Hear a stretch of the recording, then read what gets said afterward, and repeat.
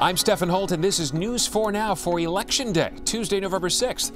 First, we'll talk about the weather. The skies cleared up late tonight. Tomorrow, expected to be a beautiful, mostly sunny day. And now we'll talk about Election Day. All eyes on returns now after voters around the country turned out in record numbers for the midterms. NBC News estimated that the Democrats had an 85% chance of taking control of the House of Representatives as of 10 p.m. Tuesday night. In the Senate, Republicans had picked off at least one seat from Democrats by that time, but still too early to tell if the party would increase or keep their 51-49 majority.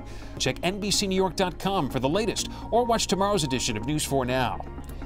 Here in New York, NBC News projects the Democrats will sweep the statewide races. New York is not buying what President Trump is selling. We know his type too well. Governor Andrew Cuomo claimed victory over Republican Marc Molinaro for his third term.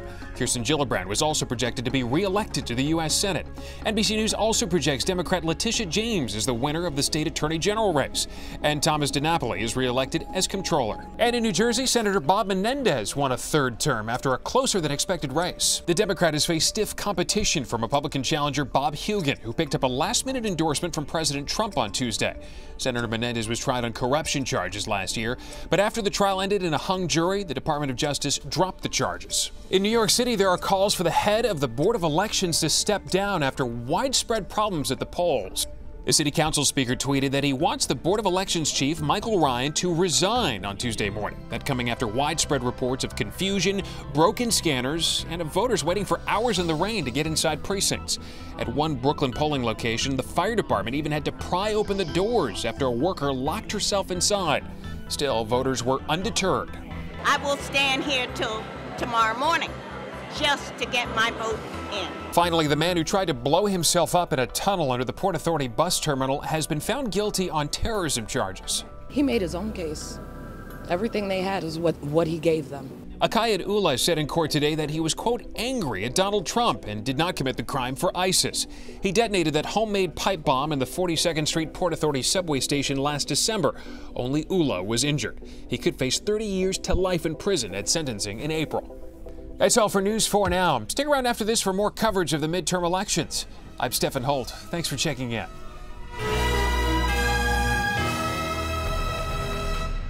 For lack of a better analogy, Governor Andrew Cuomo hitched his campaign surfboard to the anti-Trump wave in New York State.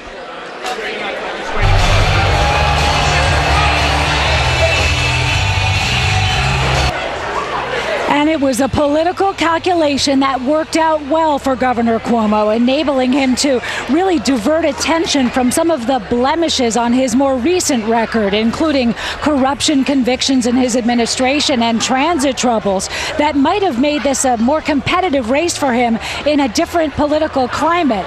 Of course, the governor claims credit for several accomplishments that were very popular with New York voters: a $15 minimum wage, tougher gun laws, same-sex marriage. Tonight, however, Governor Cuomo, in his declaration of victory speech, he continued that anti-Trump narrative. Today's election made clear that New York is not buying what President Trump is selling.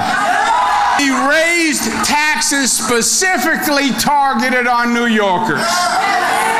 Well, fool me once, but in New York you don't fool us twice.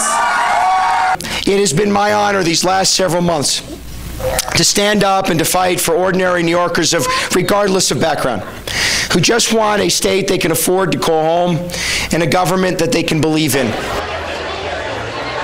Governor Cuomo had all the advantages in this race. He raised 40 times as much money as his Republican rival, Marcus Molinaro. Tonight, Governor Cuomo saying he was humbled to win this third term, to continue to work for New Yorkers, exactly as his father did for 3 terms as governor in the 80s and the 90s. And now, attention will surely turn back to the question of whether Andrew Cuomo has presidential ambitions for 2020. But remember, in his Democratic primary against Cynthia Nixon, he vowed that he would serve all 4 years of this term if reelected. And tonight, he was by a landslide. That's the latest in Midtown West at Cuomo headquarters. Melissa Russo, News 4 New York.